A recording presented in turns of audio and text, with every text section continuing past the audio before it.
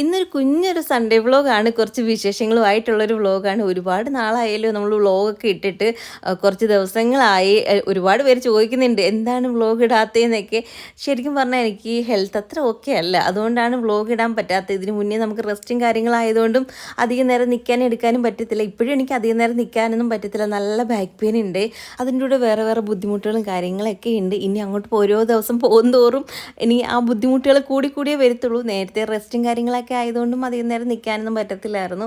എന്തായാലും നോക്കാൻ പറ്റുന്ന രീതിയിലേക്ക് ഇടാം കേട്ടോ. അങ്ങനെ അമ്മ രാവിലെ ഇവിടെ ജോലി തുടങ്ങിയിട്ടുണ്ട്. പറഞ്ഞാൽ കേൾക്കത്തേ ഇല്ല. ഇന്ന് സൺഡേ ആയതുകൊണ്ട് എല്ലാവരും നമ്മൾ താമസിച്ചാണ് എഴുന്നേക്കാറുള്ളത്. പക്ഷെ ഞാൻ നേരത്തെ എഴുന്നേറ്റു. ഈ അമ്മ എന്തെങ്കിലുമൊക്കെ പരിപാടി ഒപ്പിച്ച് വെക്കുമെന്ന് എനിക്കറിയാം. എന്നിട്ട് പോലും ഈ അമ്മ എത്ര മണിക്ക് എഴുന്നേറ്റെന്ന് എനിക്കറിയില്ല. കടലക്കറി ആയിട്ടുണ്ടായിരുന്നു, പിന്നെ പുട്ടും ആക്കി വെച്ചിട്ടുണ്ടായിരുന്നു. ഇനി ഒന്നും ചെയ്യാൻ അടുക്കളയിൽ കയറിയത്, ബാക്കിയെല്ലാം ഞാൻ ചെയ്തോളാം എന്ന് പറഞ്ഞ് എന്തായാലും മാറ്റി നിർത്തിയിട്ടുണ്ട്. വഴക്ക് പറഞ്ഞാലും കേൾക്കത്തൊന്നും ഇല്ല. പിന്നെ ഇത് അവിടേക്കൊന്ന് അടിച്ച് വാരിയൊക്കെ വൃത്തിയാക്കി. ഞാൻ അടിച്ചു വാരിയപ്പോഴത്തേക്ക് കുഞ്ഞൻ പിന്നെ പുറത്ത് മുറ്റമൊക്കെ അടിച്ച് വാരി തന്നിട്ടുണ്ടായിരുന്നു കേട്ടോ. അടുക്കളയുടെ ഭാഗത്തൊക്കെ കുറച്ച് വൃത്തികേടായിട്ട് കിടക്കുമായിരുന്നു. അത് കഴിഞ്ഞ് ഞാൻ പിന്നെ പാല് മേടിക്കാൻ പോയി. നമുക്കിന്ന് ഗസ്റ്റ് ഉണ്ട്, അപ്പോൾ അതിന് വേണ്ടിയിട്ടായിരുന്നു. അപ്പോഴത്തേക്ക് കുഞ്ഞൻ പുറത്ത് പോയിട്ടുണ്ടായിരുന്നു. മാമിയും മാമിയുടെ മോനും ഒക്കെ വരുന്നുണ്ട് കായംകുളത്ത് നിന്ന്. അപ്പോഴത്തേക്ക് അവരെ കൊണ്ടുവരാൻ വേണ്ടിയിട്ട് വിളിച്ചുകൊണ്ട് വരാൻ വേണ്ടി പോയിട്ടുണ്ടായിരുന്നു. കറക്റ്റായിട്ട് എല്ലാവർക്കും ഇങ്ങോട്ട് വരാൻ അറിയത്തില്ല, ആദ്യമായിട്ട് വരുന്നതുകൊണ്ട് തന്നെ. അങ്ങനെ പിന്നെ അവരെ വിളിച്ചുകൊണ്ട് വന്നു. പിന്നെ നമ്മൾ നാരങ്ങയൊക്കെ പിഴിഞ്ഞ് കുറച്ച് വെള്ളമൊക്കെ ആക്കി എടുത്തിട്ടുണ്ടായിരുന്നു. പിന്നെ കഴിക്കാനും കൂടെ കൊടുക്കുന്നുണ്ടായിരുന്നു. അവർക്കും കൂടെ ആയിരുന്നു നമ്മൾ രാവിലെ ഫുഡ് ഉണ്ടാക്കിയത്. പക്ഷേ അവർ കഴിച്ചിട്ടാണ് വന്നതെന്ന് പറഞ്ഞുകൊണ്ട് പിന്നെ നാരങ്ങ വെള്ളമൊക്കെ കൊടുത്തു. പിന്നെ അവരെയൊന്നും കാണിക്കരുത് എന്ന് പറഞ്ഞിട്ടുണ്ടായിരുന്നു വീഡിയോയിൽ. അതുകൊണ്ടാണ് കാണിക്കാത്തത് കേട്ടോ. ഇല്ലെങ്കിൽ കാണിക്കായിരുന്നു. പിന്നെ അതുകൊണ്ട് പിന്നെ ഞങ്ങൾ പിന്നെ വീഡിയോസ് അങ്ങനെ ഒന്നും കാര്യങ്ങളൊന്നും എടുത്തില്ല. കുറച്ച് നേരം കാര്യങ്ങളൊക്കെ പറഞ്ഞിരുന്നിട്ട് അവർ പോകാൻ വേണ്ടിയിട്ട് ഇറങ്ങിയിട്ടുണ്ടായിരുന്നു. പിന്നെ കുഞ്ഞൻ കൊണ്ടൊന്ന് ആക്കിയിട്ട് ആളിങ്ങി വന്നിട്ടുണ്ടായിരുന്നു. ആ ഒരു സമയത്ത് ഞാൻ കുറച്ച് നേരം ഒന്ന് കിടക്കാമെന്ന് കരുതി. കുറച്ച് നേരം നിൽക്കുകയും നടക്കുകയൊക്കെ ചെയ്യുമ്പോൾ എനിക്ക് ബാക്ക് പെയിൻ കൂടും കേട്ടോ. പിന്നെ പിടിച്ചാൽ നിൽക്കത്തില്ല. ആ ഒരു രീതിയിൽ കൂടിക്കഴിഞ്ഞാൽ ഒന്ന് ഇരുന്നിട്ട് അല്ലെങ്കിൽ ഒന്ന് കിടന്നിട്ട് തിരിയാൻ പോലും പറ്റത്തില്ല. അത്രയ്ക്ക് അങ്ങ് വേദനയാവും കുറേ നേരം നിൽക്കുകയൊക്കെ ചെയ്യുമ്പോഴത്തേക്ക്. അങ്ങനെ ഞാൻ ഇച്ചിരി കിടന്നിട്ട് പോയി എന്തെങ്കിലും അടുക്കളയിൽ ജോലി നോക്കാമെന്ന് വിചാരിച്ചു. അങ്ങനെ ഇത്തിരി കഴിഞ്ഞ് ഞാൻ പോയി നോക്കിയപ്പോൾ അമ്മ റൂമിൽ കാണുന്നില്ല.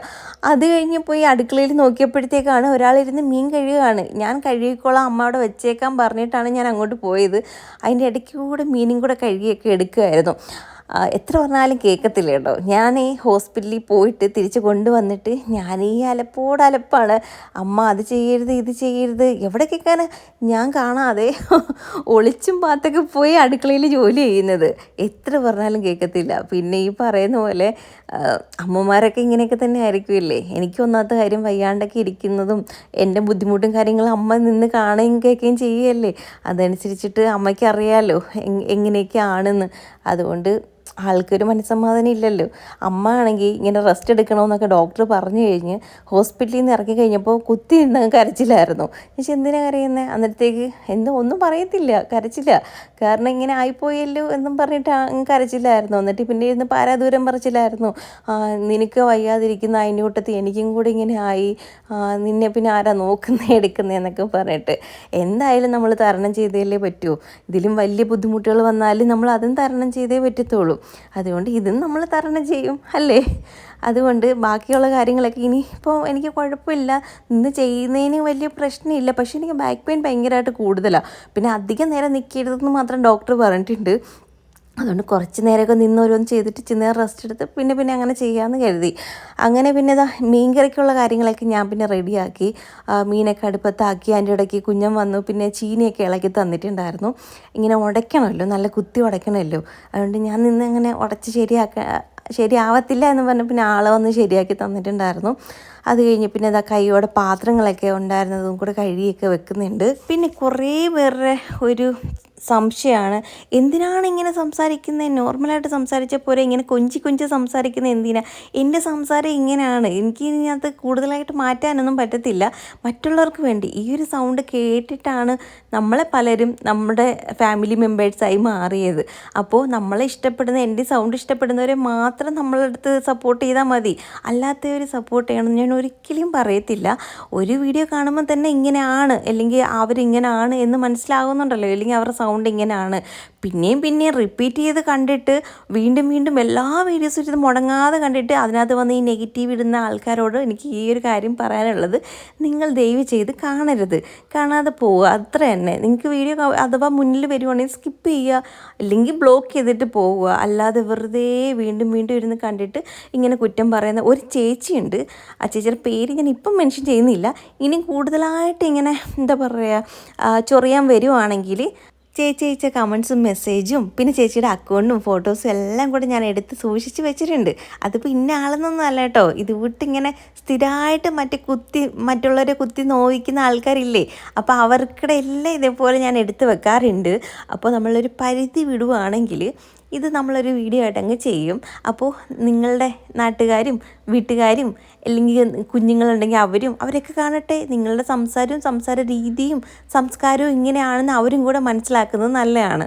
കാരണം മറ്റൊരാളെ ആരാണെന്ന് പോലും അറിയാതെ ഇങ്ങനെ വായി വരുന്ന അനാവശ്യങ്ങളെല്ലാം വിളിച്ച് അവരുടെ അമ്മയും കുഞ്ഞമ്മയും ഒക്കെ വിളിക്കുന്ന ആളാണല്ലോ. അപ്പോൾ അങ്ങനെയുള്ളവർക്ക് ഇതല്ലാതെ വേറെ എന്ത് മറുപടിയാണ് കൊടുക്കാൻ ഉള്ളത്?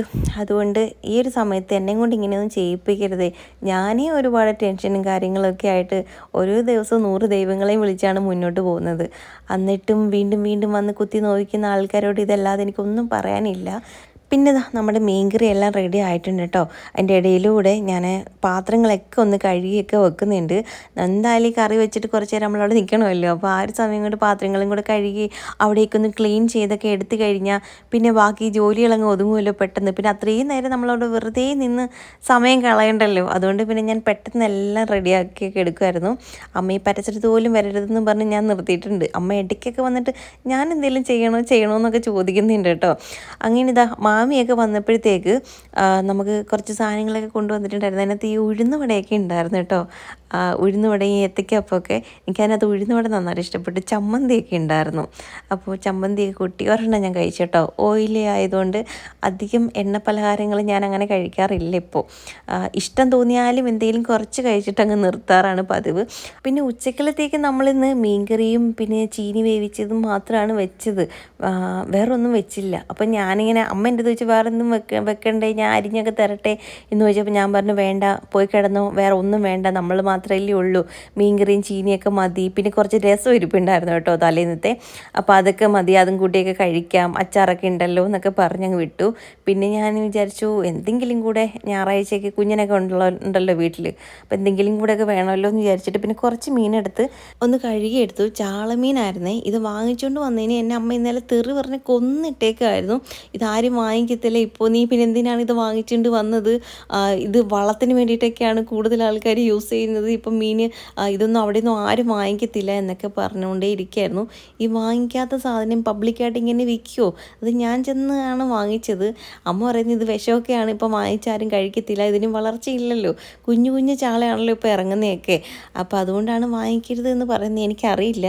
നിങ്ങളാരും വാങ്ങിക്കാതിരിക്കുന്ന ആൾക്കാരാണെങ്കിൽ ജസ്റ്റ് ഒന്ന് കമൻറ്റ് ചെയ്യണം കേട്ടോ. നിങ്ങൾ വാങ്ങിച്ച് കറി വെക്കാറുണ്ടെങ്കിൽ അതും ഒന്ന് കമൻറ്റ് ചെയ്യണേ. എന്തായാലും ഞാനിത് വാങ്ങിച്ച് പോയില്ലേ, ഞാൻ അതുകൊണ്ട് വിചാരിച്ച് കുറച്ചെടുത്ത് വറുക്കാമെന്ന്. അങ്ങനെ പിന്നെ അതൊക്കെ ഒന്ന് കഴുകി വൃത്തിയാക്കിയിട്ട് അരപ്പൊക്കെ പുരട്ടി അങ്ങ് വെക്കുന്നുണ്ട്. എന്നിട്ട് പോയി കിടക്കാമെന്ന് വിചാരിച്ചു. എന്നിട്ട് പിന്നെ ഇത് അവിടേക്കൊന്ന് ക്ലീൻ ചെയ്തിട്ടുണ്ട്, കത്തിയെല്ലാം ക്ലീൻ ചെയ്തു. ഞാനിതിപ്പോൾ എത്രാമത്തെ വട്ടം ഈ വാഷിംഗ് ബേസിൻ കഴുകുന്നതെന്ന് എനിക്കറിയത്തില്ല. ആദ്യം ഒന്നോ രണ്ടോ വട്ടം ഞാൻ കഴുകിയിട്ടുണ്ടായിരുന്നു. അത് കഴിഞ്ഞ് വീണ്ടും ഈ മീൻ കഴുകി കഴിഞ്ഞാൽ നമ്മൾ ഒന്നും കൂടെ തേച്ച് കഴുകണമല്ലോ, ഇല്ലെങ്കിൽ അതിൻ്റെ ഒരു സ്മെല്ല് അവിടെ കാണും. നമ്മൾ വെള്ളവും അങ്ങനെ ഒന്നും വേസ്റ്റ് ഒന്നും അതിനകത്ത് ഒഴിക്കത്തില്ല കേട്ടോ. വെളിയിൽ കൊണ്ട് കളയാൻ വേണ്ടി നമുക്ക് സെപ്പറേറ്റ് സ്ഥലമുണ്ട്, അതിനകത്താണ് നമ്മൾ കൊണ്ട് ഒഴിക്കുന്നത്. പക്ഷേ എന്നാൽ കൂടി നമ്മളവിടെ നിന്ന് കഴിയുമ്പോൾ ചെറുതായിട്ട് വെള്ളമൊക്കെ തെറിച്ചൊക്കെ വീഴത്തില്ലേ, അതുകൊണ്ട് നല്ല രീതിയിൽ അവിടെ തേച്ച് കഴിയില്ലെങ്കിൽ ഭയങ്കര സ്മെല്ലായിരിക്കും. എനിക്ക് ആ ഒരു സ്മെല്ല് പിടിക്കത്തേ ഇല്ല. അതുകൊണ്ട് കൈയോടെ അവിടേക്കൊന്ന് വൃത്തിയാക്കിയൊക്കെ എടുക്കുന്നുണ്ട്. അത് കഴിഞ്ഞിട്ട് ഇനി ഒന്ന് പോയി കിടക്കണം. നല്ല ബാക്ക് പെയിൻ, കുറച്ച് നേരം നിന്നാലേ എനിക്ക് ബാക്ക് പെയിൻ കൂടുതലാണ്. അതിൻ്റെ കൂട്ടത്തിൽ ഇപ്പം ഇന്ന് കൂടുതൽ സമയം നിന്നല്ലോ. എനിക്ക് കാലിൻ്റെ ഉപ്പൂറ്റിയുടെയൊക്കെ കിഴപ്പും വേദനയൊക്കെ ആയിട്ടേ നല്ല ബുദ്ധിമുട്ടുണ്ട്. കുറേ പേര് ചോദിച്ചായിരുന്നു എനിക്ക് കാലിൽ നീരിറങ്ങിയിട്ടുണ്ടോയെന്നും. അങ്ങനെ നീരായിട്ടൊന്നും അങ്ങനെ ഇറങ്ങിയിട്ടൊന്നും ഇല്ലടാ, അതിന് വേണ്ടിയിട്ടൊന്നും ഇല്ല. പക്ഷേ എനിക്ക് നല്ല ബുദ്ധിമുട്ടുണ്ട് കേട്ടോ കാലിനൊക്കെ. എനിക്ക് ബാക്ക് പെയിൻ കൂടിയാൽ എനിക്ക് നടക്കാൻ പറ്റത്തില്ല, അതാണ് മെയിനായിട്ടുള്ള പ്രശ്നം. കാലിങ്ങനെ എടുത്ത് വെക്കുമ്പോൾ ഈ ബാക്കിലൊക്കെ എന്തൊരു വേദനയാണെന്നറിയോ. അത്രയ്ക്ക് വേദനയാണ്. അത് ചിലവരൊക്കെ എൻ്റെ നടക്കുന്ന കണ്ടിട്ട് കുറ്റം പറയുന്നവരോട് എനിക്ക് ഇതാണ് പറയാനുള്ളത്. നല്ല ബാക്ക് പെയിൻ ഉള്ള സമയത്ത് നമുക്ക് നടക്കാൻ ഭയങ്കര ബുദ്ധിമുട്ടാണ്. അതിൻ്റെ കൂട്ടത്തിൽ ഈ കാലിൻ്റെ ഉപ്പൂറ്റിക്കൊക്കെ നല്ല വേദനയുണ്ട് കേട്ടോ. അതിൻ്റെ കൂട്ടത്തിൽ എനിക്ക് മറ്റേ ഡിസ്കിന് പ്രശ്നം കൂടെ ഉണ്ടായിരുന്നല്ലോ, അതുകൊണ്ട് എനിക്ക് ഉള്ളിലൊരു പേടിയുണ്ട്. ഇനി അതിൻ്റെ ആണോ അത് ഈ പ്രഗ്നൻസിയുടെ ആണോ എന്നൊക്കെ ഓർത്തിട്ടൊരു പേടിയാണ്. പ്രഗ്നൻ്റ് ആയിട്ടിരിക്കുന്ന സമയത്ത് ബാക്ക് പെയിൻ വരുമെന്ന് അറിയാം, എന്നാലും ഉള്ളിനുള്ളിലൊരു എവിടെയൊക്കെ ഒരു പേടി. പിന്നെ ഇനി നമുക്ക് നോക്കാം, വരുന്നിടത്ത് വെച്ച് കാണാം എന്നുള്ള രീതിയിലാണ് മുന്നോട്ട് പോകുന്നത്. ബാക്ക് പെയിൻ വന്നു കഴിയുമ്പോൾ ഭയങ്കര ബുദ്ധിമുട്ടാണ് കേട്ടോ. കിടന്നിട്ടൊന്നും തിരിയാൻ പോലും പറ്റത്തില്ല, അത്രയ്ക്കും ബുദ്ധിമുട്ടും കാര്യങ്ങളൊക്കെ ഉണ്ട്. പിന്നെ ഇതാ നമ്മൾ മീനൊക്കെ വറുത്തെടുത്ത് ഇനി ഫുഡൊക്കെ കഴിക്കാനൊക്കെ പോവുകയാണ് കേട്ടോ. പിന്നെ കുറേ പേര് ചോദിച്ചിരുന്നു എനിക്ക് എത്ര വീക്സ് ആയെന്ന്. അപ്പോൾ ഇപ്പോൾ 25 വീക്സാണ് നടന്നുകൊണ്ടിരിക്കുന്നത്. പിന്നെ 3 ഡേയ്സോ 4 ഡേയ്സോ ആയിട്ടുണ്ട്. അതെനിക്ക് അങ്ങോട്ട് കറക്റ്റായിട്ട് അറിയില്ല, മറന്നു പോകും കേട്ടോ. പിന്നെ കുറേ പേര് എൻ്റെ വയറ് കണ്ടിട്ടാണെന്ന് തോന്നുന്നു പെൺകുഞ്ഞാണ് ആൺകുഞ്ഞാണ് എന്നൊക്കെ പറയുന്നുണ്ട്. എന്ത് കുഞ്ഞാണെങ്കിലേ നമുക്ക് ആരോഗ്യത്തോടെ ഇങ്ങനെ കിട്ടണേന്ന് മാത്രമേ ഉള്ള പ്രാർത്ഥനയൊക്കെ എനിക്കുള്ളൂ. പിന്നെ പെൺകുഞ്ഞാണെങ്കിൽ ഇത്തിരി ഒരു പൊടിക്കൊരു ഇഷ്ടമുണ്ട്, അതായത് ഒരുക്കിയൊക്കെ നടത്താൻ പറ്റുമല്ലോ. ഞാനിപ്പോൾ സ്റ്റിച്ച് ചെയ്യുന്നുണ്ട്, എനിക്ക് കുഞ്ഞിനിങ്ങനെ കുഞ്ഞു കുഞ്ഞു ഉടുപ്പുകളൊക്കെ തയ്ക്കാനൊക്കെ ഭയങ്കര ഇഷ്ടമാണ്. പണ്ടെൻ്റെ മോഡൽ ശാലുമോളായിരുന്നു, ആ സമയത്ത് ഞാൻ തയ്ക്കാൻ പഠിക്കുന്നേ ഉണ്ടായിരുന്നുള്ളൂ. ആ സമയത്ത് അവൾക്ക് ഞാൻ ഒരുപാട് ഇങ്ങനെ ഉടുപ്പുകൾ കുഞ്ഞു കുഞ്ഞു ഉടുപ്പുകൾ വെറൈറ്റി ആയിട്ട് തയ്ച്ചിട്ട് കൊടുക്കുമായിരുന്നു. അതുകൊണ്ട് പെൺകുഞ്ഞുങ്ങളാണെങ്കിൽ കുറച്ചും കൂടെ നല്ലതായിരുന്നേനെ എന്നുള്ളൊരു തോന്നൽ മാത്രമേ ഉള്ളൂ. പിന്നെ എല്ലാം ദൈവത്തിൻ്റെ കയ്യിലാണ്, നമുക്ക് ആരോഗ്യത്തോടൊരു ഭാവിനെ തന്നാൽ മാത്രം മതി, എനിക്കത് മാത്രമേ പറയാനുള്ളൂ. പിന്നെ നിങ്ങളുടെയൊക്കെ പ്രാർത്ഥന ഉണ്ടെന്ന് അറിയാം നമ്മുടെ കുഞ്ഞിന് വേണ്ടിയിട്ട്. എന്നാലും പിന്നെയും ഒന്നും കൂടെ പറയാണ്, നിങ്ങളെല്ലാവരും നമ്മുടെ ഭാവിക്ക് വേണ്ടി പ്രാർത്ഥിക്കണം കേട്ടോ. പിന്നെ നമ്മുടെ വീഡിയോ ഇഷ്ടപ്പെടുവാണെങ്കിൽ ലൈക്ക് ചെയ്യാനും കമൻറ്റ് ചെയ്യാനും, നമ്മുടെ ചാനൽ സബ് ചെയ്യാത്ത ആൾക്കാരാണെങ്കിൽ സബ് ചെയ്തിട്ട് നമ്മളെ സപ്പോർട്ട് ചെയ്യാനും മറക്കരുത് കേട്ടോ. അപ്പം പുതിയ പുതിയ വീഡിയോകളായിട്ട് ഇനി വരുന്നതായിരിക്കും. അപ്പോൾ ഇത്രയൊക്കെയുള്ളൂ. Tata, see you.